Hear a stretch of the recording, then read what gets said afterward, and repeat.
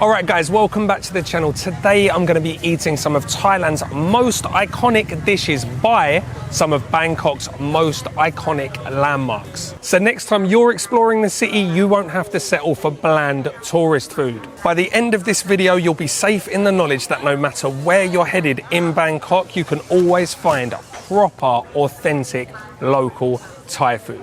So, as you can probably tell by the big lump of gold behind me, I'm at Wat Pak Nam, the giant gold Buddha, probably the most iconic landmark in Bangkok today. Definitely on this side of the river, it is absolutely stunning and the perfect place to try the most iconic Thai dish of all time, Pad Kaprao. So, you want to walk from the gold Buddha through this corrugated roof walkway towards the canal, and right on the corner is our first stop. Alright, so I know I did a Pad Kaprao in my last video, guys, but I can't do an iconic Thai dish video without including the most iconic Thai dish of all time. Can I? Alright, I'm going straight into the kitchen because they know me in here. Where is she? Where's Auntie? Look, proper little setup in here, guys. So I was going to say that it's almost criminal that this is right next to one of the most visited temples in Bangkok at the moment, and no Falang are ever in here, but there are actually 2 other Falang in here at the moment, which is a good sign. You prefer all? All right. So usually I get more grob as well, but I did that in the last video, so I thought I'd do something different for you guys. Now I'm starting to question my life decisions. Right, so oh, look at that. Oh. Good, nah? Nah, again, nah.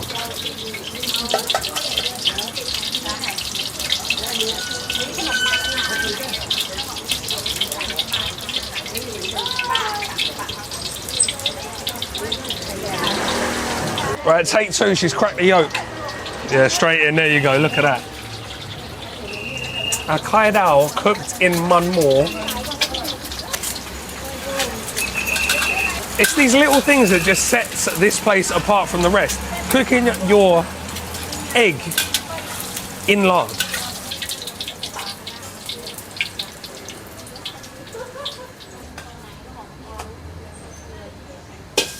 Spicy? เอาเผ็ดมาก spicy มากๆครับ A bit more lard over the hand minced pork. Look at that, yes. In goes the chili and the garlic. Got? Yeah.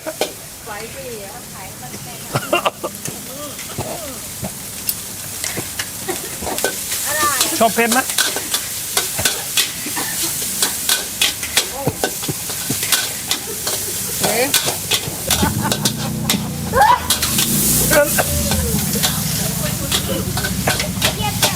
Yep, there's a lot of chili coming off this wok, guys.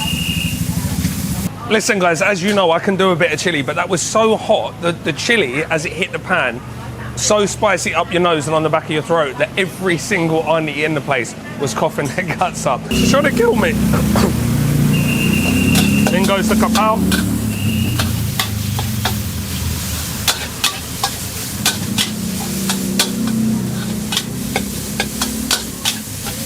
Little bit of soup.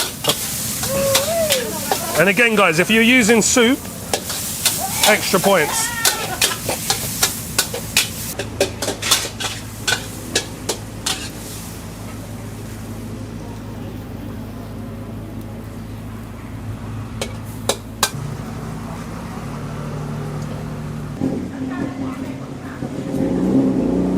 All right, guys, you're probably a bit sick of seeing me do this, but chili fish sauce on the egg, and then just a quick hey-ya! Get in. That's the best one this year. As much as I love the egg, the thing I love most about this place is the fact that the mince is hand minced. So you can see it's almost like tiny little slices of pork, and that catches the pan and you get this lovely little caramelization on it. It's not too saucy. There's no dark soy sauce on there. Just oyster sauce and light soy. Then we've put the fish sauce on. Loads and loads of kaprao, as you saw. A bit of that gummy egg. Bit of the Kaprao and let's go. Oh. Guys, this is almost too good. I'm not going to bang on too much about it. Flavour, breakdown, etc., because this is a Pad Kaprao. I've done a lot of Pad Kapraos recently. But this one, for me, would have to be in, if not the top one, the top 5 I've had in Bangkok. So much chili, so much garlic, so much Kaprao. I'm at the stage now, right? I worked this out today. So I've been in Thailand for 10 years, right? Let's say that I had 1 Pad Kaprao a week, right? Which I have more, and some days I've had like 5 in one day. But let's just say 1 a week. That's 52 weeks in a year. That's 52 a year. Times 10, that's 520. So this could well be my 520th Pad Kaprao. So I'm at the stage now where I'm breaking them down into like, oh, that's got a little bit too much dark soy sauce, or that's got a little bit too much oyster sauce, or that's not got enough soy sauce, or that's not got any fish sauce in it. This is perfect for me. Like I said, no dark soy sauce, which can taste a bit metallic for me. Just very, very savoury, no sweetness. Spicy as hell. The egg cooked in the pork fat, in fact, all of it cooked in the pork fat, just gives you like that extra level of richness. Absolutely phenomenal. So the restaurant in English name on Google is Mummy Mel, but I think the actual name of the restaurant is Yai Chuan, if I'm saying that correctly. I think, which means slow or sluggish grandma. And Auntie here was taught to cook by her mother-in-law. So I think when she was in charge, I think all the school kids around here, because everything took so long, they named her Sluggish Grandma. I think that's the story, or at least that's the story I'm going with. But there's nothing sluggish about this Pad Kaprao, my friends. Quick, simple, and delicious. So when I was planning this video, guys, I asked on my community tab on my YouTube page for some ideas of what dishes to include. I said, give me your most iconic dishes. Now, I don't think I really explained it too well, because by iconic, I meant like the most well-known Thai dishes, not like what's most iconic to you guys. So, some of them were a little bit left field, but I am gonna use those in another video. For this particular video, I wanted, you know, dishes that everyone in the world are gonna know. So for our next stop, I want to give a big shout out to Big Roy, obviously. Yours is on the list for sure. And excuse me if I'm butchering your name, Chaila Pik Nam, for your recommendation as well. They are both coming at the next stop. Okay, this dish wasn't on the list. This is a bonus. Auntie is telling me she wants me to try it, and it's Finley's favourite stir fry. So, Mukatiyam. And my friend's saying you got to put the nampa on as well. Okay. ครับอร่อยกว่าละไม่เยอะนะ so not too much. Woo! Right, I was already wondering after the first meal how I was going to finish the rest of the food for today, and this has just put another dent in me.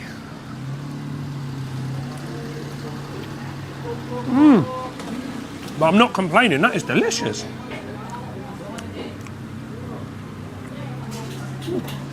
I like that. Not here, no. I like that. More num.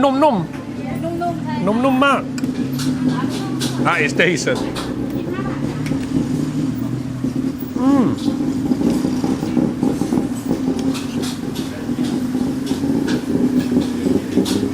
Yeah, she's sticking it up with a little bit of flour.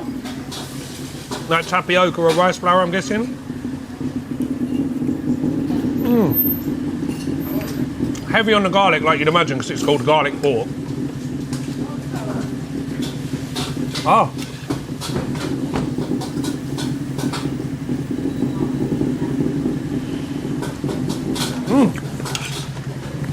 All right, guys, don't just order the Pad Kaprao when you come here. Get the Mukatiyam as well. Let me know if you want me to bring Finley here to do a full review of this dish.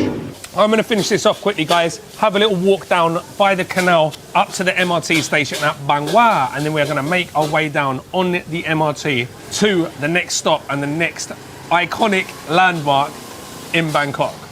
While we're walking down this beautiful canal to the MRT station at Bang Wa, and before it starts absolutely pouring down with rain, this seems like as good a time as any to talk to you about the partner for today's video, TomTok. When TomTok reached out and asked me if I wanted to try their T66 Navigator backpack, it was a no-brainer because I've already reviewed 2 of their other backpacks in the same line, the light version of this backpack. Both of which are absolutely fantastic bags, especially the 20-litre bag. I've been using it every single day for the last 2 months. I was super excited to get my hands on this bad boy, the 40-litre premium version, and it hasn't disappointed. We're talking super comfortable straps, a massive 40-litre capacity. So at the moment, today I've come out, I've only got my camera bag and my drone in here. But earlier I had a little practice pack for when I go back to England. I managed to get enough clothes for at least a 4 to 5 day trip, my drone in its hard case, my camera sling bag, all of my SSDs, my hard drives, my DJI Action. There are just pockets on top of pockets on top of pockets. There's so much stuff you can fit in this. There are 2 side pockets. One I'm using for my tripod, the other one you could use for a water bottle. There's this handy little pocket on top, which I'm keeping all of my adapters and my ND filters in. But the best thing about the bag is just how premium it feels. The zips are woven in tough zippers apparently, so they're not going to break on you in a couple of weeks like some of the other bags you might buy on the internet. For the environmental conscious of you out there, this is from the TomTok Recycled Collection. So it's actually made from 30 PET recycled bottles. It also comes with a 2-year warranty. What bag company are giving you 2 years warranty? If that doesn't scream confidence in your product, I don't know what does. Guys, this could be the best value bag of 2025 going into 2026, but it just got even better value. Black Friday is upon us, so if you click the code in the description box, you'll get a 30% discount off this or the T66 light versions of this bag. They're all fantastic. I'm sure you'll love them as much as I do. I better get to the MRT station quickly because it is about to absolutely pour down. But even if it does, at least I know even if I get wet, my camera equipment is safe because this bad boy is fully waterproof.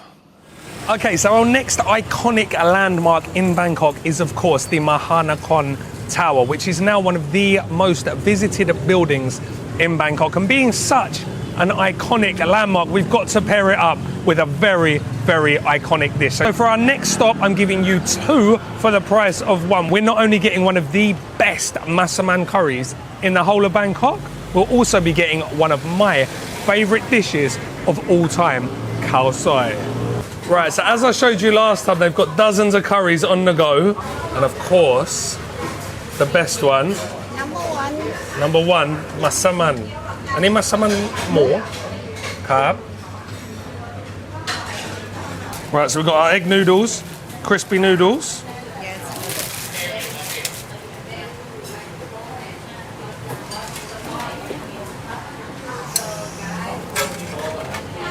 A bit of coriander. Oh, spring onion. Ooh, hom jiao. Carb.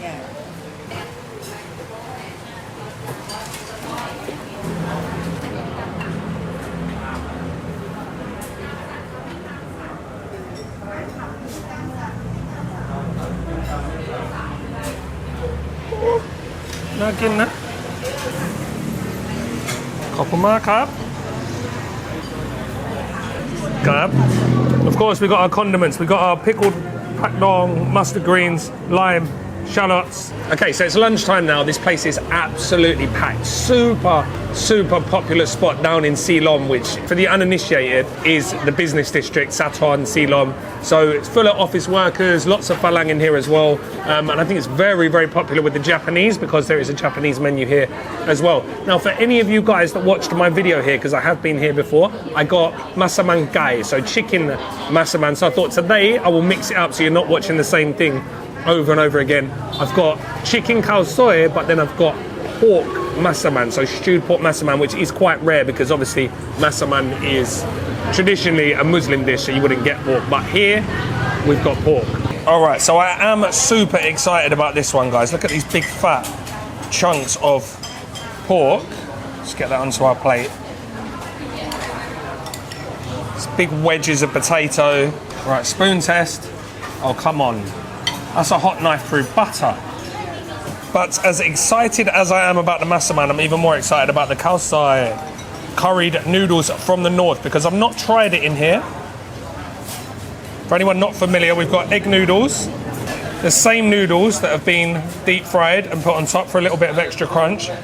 Right, forget the spoon test, we got chopstick test on this chicken, and it's passed with flying colours.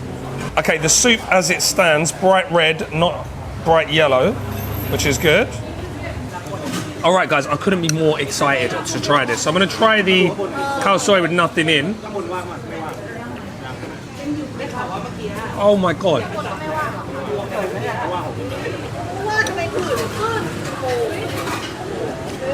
But I'm not just saying it.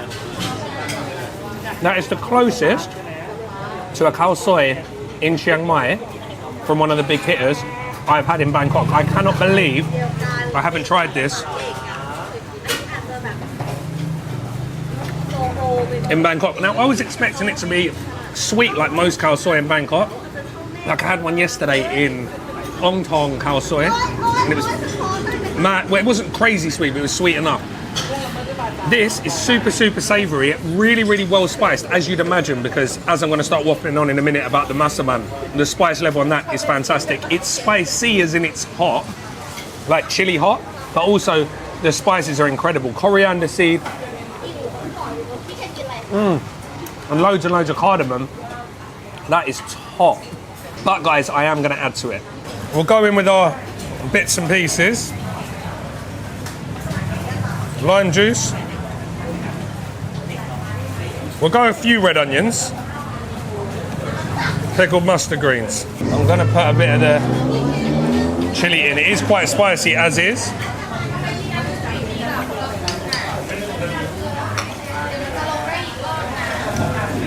But now, super spicy.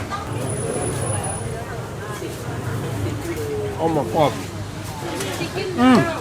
And the crispy fried onions, which you don't always get. That's more of like a Muslim thing in Chiang Mai. What is crazy, the owner from here isn't from Chiang Mai, they're from Bangkok. So they obviously went there years ago, I'd imagine, had a khao soi and fell in love, as did I. It actually didn't need much doing to it, but now we've got the lime juice in there. Those sort of fermented mustard greens, got a little bit of sourness, a lot more spice, even though it probably didn't need any more spice. The chicken is absolutely melt in your mouth.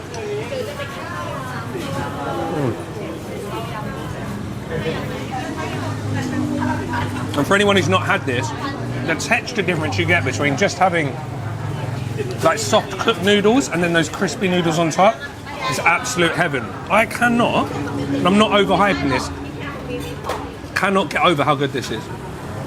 It's really, really salty in a good way. There's no sweetness at all, apart from in the coconut milk, which is fresh, by the way, not out of a can.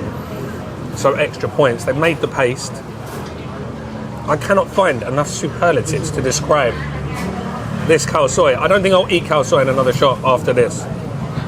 Obviously, it's my first time trying this, so you never know when you come back if it's going to taste the same. But the Massaman is actually better than it was the first time, so it's a good sign. Right, I'm going to park that to one side for a minute while I try this Massaman. All right, a little bit more of that beautiful curry sauce. Now, I know what the curry sauce tastes like because I've been in it before, but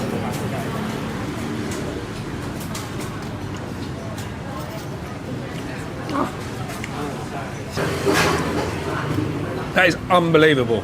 Again, the pork just doesn't even break. It just absolutely melts. As I said before, spice level is absolutely perfect. Now, it tastes really sweet next to the khao soi, but Massaman in general is a sweeter curry. A lot of the reviews that I read said this place was too sweet, but if anyone's going to think a curry is too sweet, it's going to be me, and I don't think this is too sweet. I think this is absolutely perfect. Loads and loads of tamarind in there as well, so it's like sweet, sour, The spice level, again, as I said, perfect. Loads and loads of cinnamon, which is maybe what leads people to think it's more sweet than it actually is. That's incredible. I'll tell you what, the other thing that's really, really nice about this place, the staff are so friendly, so warm and so welcoming. And in a place that is this busy and this well known, that is becoming a rarity in Bangkok. But all the ladies in here are just absolutely amazing. Right, it's not correct Thai etiquette, but I just want to show you how soft this is. Look, and you literally just pull it apart. Madness. Oh. Make sure no one's watching. So I'm telling you guys, these are two of, if not the best curries you're going to find in Bangkok. What is nice is the fact the curries are hot. I forget, people always ask me when I go to these Khao shops, curry rice shops, are the curries hot? And usually they're not, they're just like room temperature because they've cooked them in the morning. But these are always hot, and that is nice. But yeah, pork Massaman definitely gets my thumbs up. But but this Khao Soi is absolutely phenomenal. If you like a creamy, rich, semi-sweet Khao Soi with loads of coconut milk, this ain't it. But if you like a true Chiang Mai style, thinner broth, lighter broth, but still packed full of flavour, Krua, Arroy, Arroy. I just met a couple of subscribers. I want to say a big shout out to Matt and Sarah. Thank you so much for coming up and saying hello. Made my day. They're actually here from my recommendation from the Massaman video I did. So yeah, just a reminder, if you do see me out, guys, I don't bite, come over, say hello. I absolutely love interacting with you guys. If you don't have time to look through all the videos and pin all these videos for yourself, I do have a range of guides and maps, which I will link in the description box below. I've got this really good guide, in my opinion, to Chinatown, with a few different stops and translations, all that good stuff. There will be another one coming very, very soon for Bangkok's Old Town, and I've also got my maps for Chiang Mai and Bangkok, so make sure you keep an eye out for those, or you can scan the barcode, or you can go into the description and get that link. Right, guys, on to the next stop. Right, guys, on to the next iconic landmark. All right, guys, so next stop and our next landmark, well, there's actually two iconic landmarks. So the first one is Wat Pho, the giant gold reclining Buddha, and the other famous iconic landmark, as you can probably tell by what's around me, is the flower market, Bangkok's famous flower market. And for these two iconic stops, again, like the last stop, I have two iconic dishes. So nestled in amongst the thousands of flower shops down these little back streets by the flower market is a 67-year-old auntie, fourth generation, that is cooking up some of the best tom yum and drunken noodles in the game. So we've got a few tables out the front, auntie cooking here, few more tables down this little alleyway. This is just how we like it. Oh, look at this, guys. I haven't come for this crispy pork, but look, you can tell by all the kaprao there, she makes a mean kaprao, but we're not here for that. We're not here for that.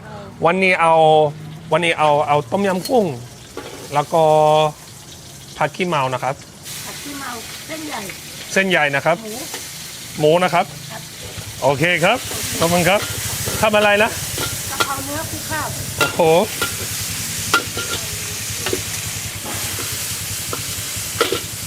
So we're doing things properly here, guys. Cooking on charcoal, of course.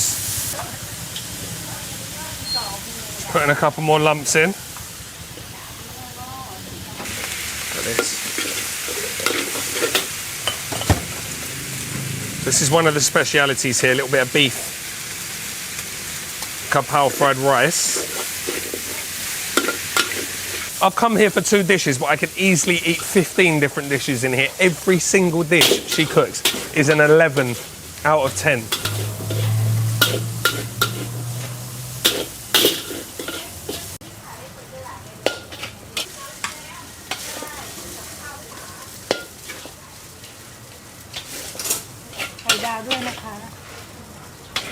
เอาครับ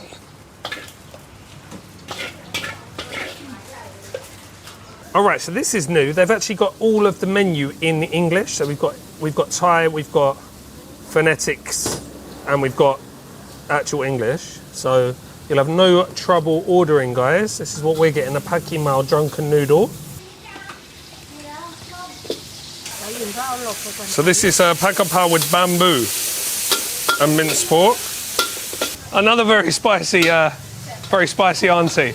This was a bit of a dilemma for me because I almost picked Tom Yum Bang Lam Po, which is another really, really good, really, really famous Tom Yum and maybe the best in the city. But I really wanted to show you, seeing we're doing iconic dishes, Pad Kaprao drunken noodles as well, and what a real authentic plate of Pad Kaprao drunken noodles actually looks like, because it is one of the most bastardized dishes in Thai food history. Right, so this is our one, guys. So we've got chili paste, we've got the mushrooms, we've got the lemongrass, we've got the galanga, we've got the lime leaves.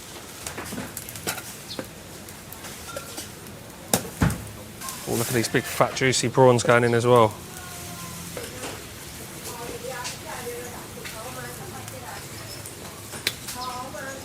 She knows, she's put all the chilies in. Galigin ped mak. Little bit of nampa nakap. Little bit of fish sauce. Whoa.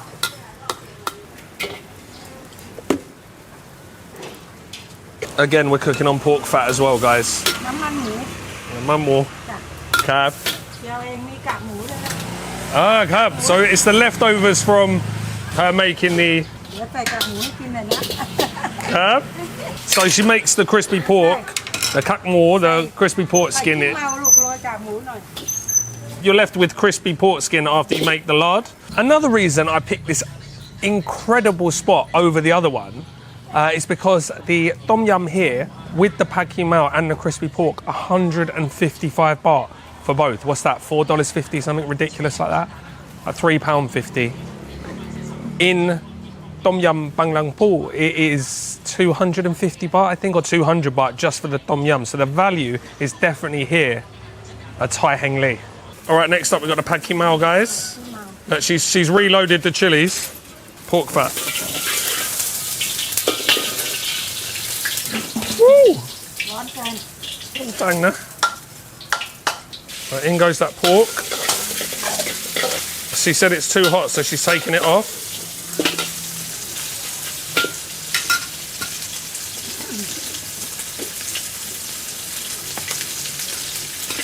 Look at the colour on this pork, guys. You probably can't see it through all the steam, but... Right, in with the wide rice noodles.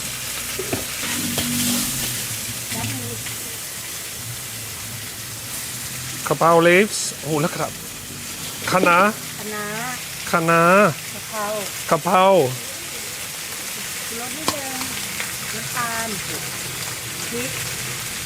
Pig.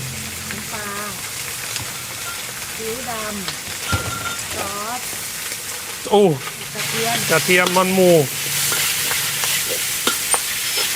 So it was dark soy sauce, golden mountain fish sauce, sugar, a little bit of dark soy sauce.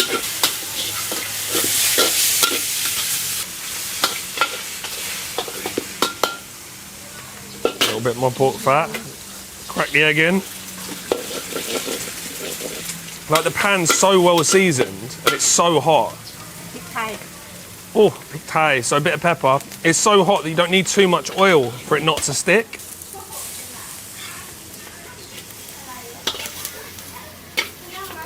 Wow. Okay. All right, so this is what we came for, guys. The Tom Yum Goong. So we've got some massive, fresh river prawns. I'm going to take those out just so they don't overcook, because last time I left them in the soup, and I've left this soup for a while now. So let's just count these. 1, 2, 3, 4. Is that it? Oh, no, another one. 5. And then we've got, 6.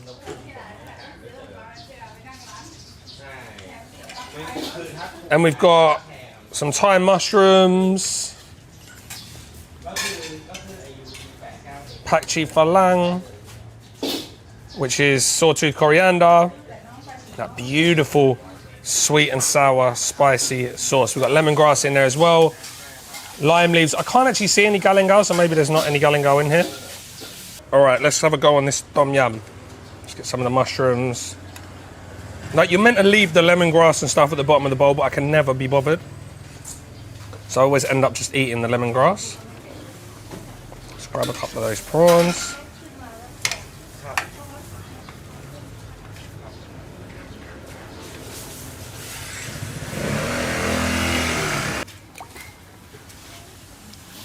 Now that, my friends, that's a tom yum. See, I usually get it with the milk because I'm a phalang. We like ours creamy. But when you get a proper one like this, just got a little bit of the chili paste in, a little bit of sweetness from that, but it's super, super sour. Tons of lime juice, got a real kick of the lemongrass, real kick of the lime leaves. It's spicy as hell, salty from the fish sauce. I don't know, do you know what? I don't know if the other one is better than this. This is the thing, look. You've got all that, like, beautiful head juice. Head butter.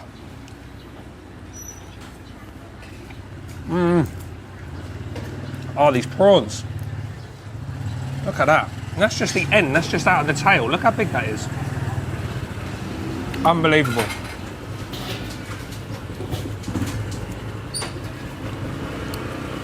There's a little bit of work to do.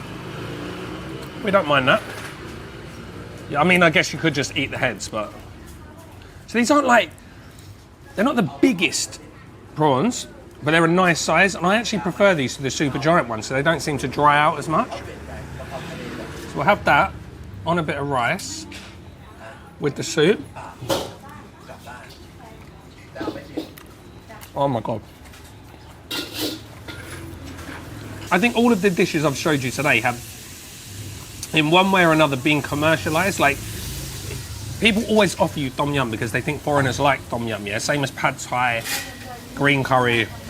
But there's a reason why those dishes are so famous and so popular. That is because they're very, very good dishes. So when you get a proper version of one of those said dishes, it's a thing of beauty. I knew I could taste galangal. Right, Pad Kaprao. And this is why I say this is a bastardized dish, because this looks nothing like what you get in England or America. We've got senyai, wide rice noodles. I've got those beautifully, quickly cooked sliced pieces of pork shoulder.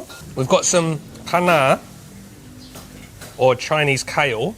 Look how charred that is. I know I'm going on and on about the char. And then the Pad Kaprao, or the holy basil, which is one of the reasons you don't really get this made properly in the West. Then with that, we've got that cat more, the crispy pork remnants of the lard making, and a bit of chili vinegar as well. I'll just put a bit of chili fish sauce on as well. Right, I'm going to chuck some of these on. Bit of extra crunch. Right, let's just go to town with this, guys. A genius move, putting these on. That's the first time she's given me those. The crispy bits of pork skin. Ah, yes. It's smoky, it's semi-sweet, but salty, sour, obviously, because I put a little bit of vinegar on there.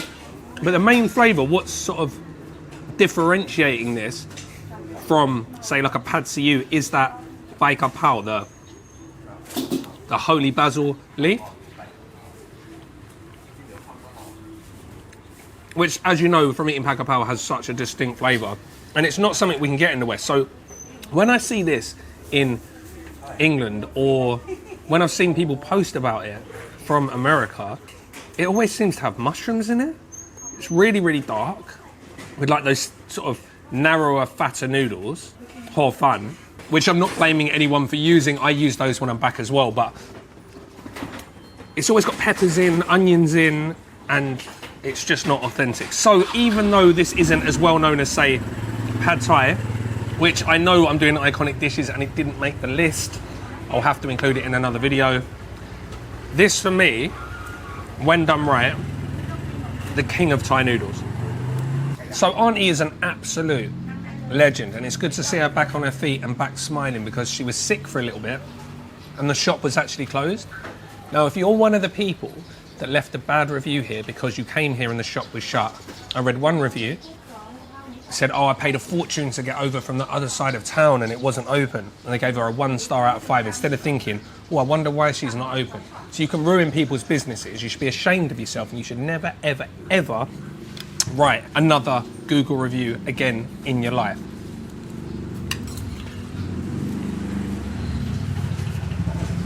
Plus, it probably cost you $2 to get here. Have a word with yourself. Do you know what? I usually get this with seafood. I usually get it with pork and seafood. So today I just said pork. But because she's given me so many prawns in my soup, I'm actually gonna put a couple of the prawns from the tom yum in the Pad Kaprao.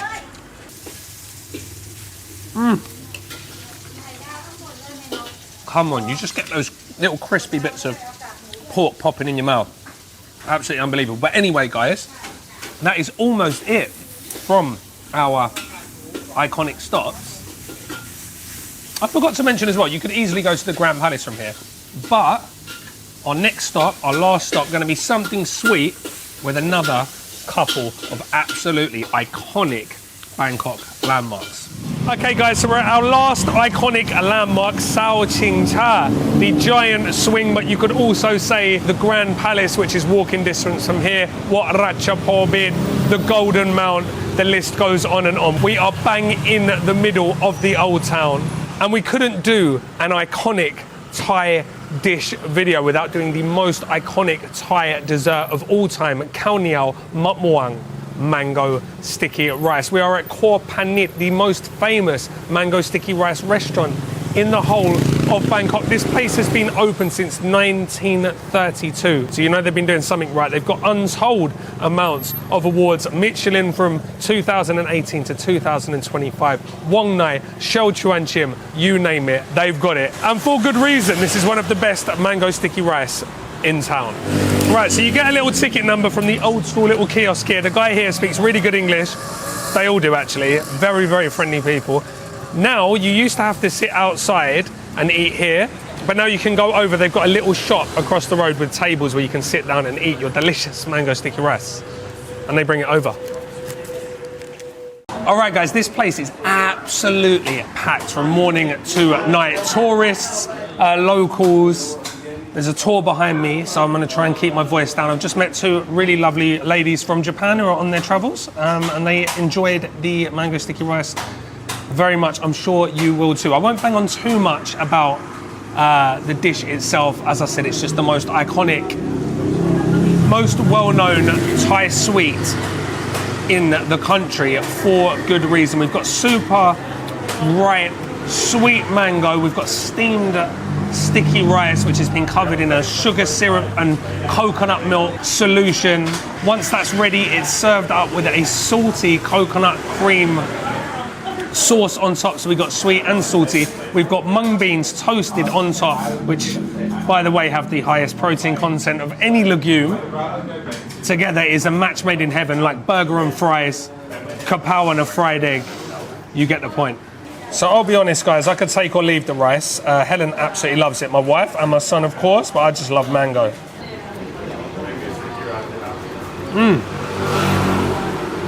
Saying that, if I am going to eat rice, this is the place to do it. There's another really famous one, the name escapes me, in Thonglor.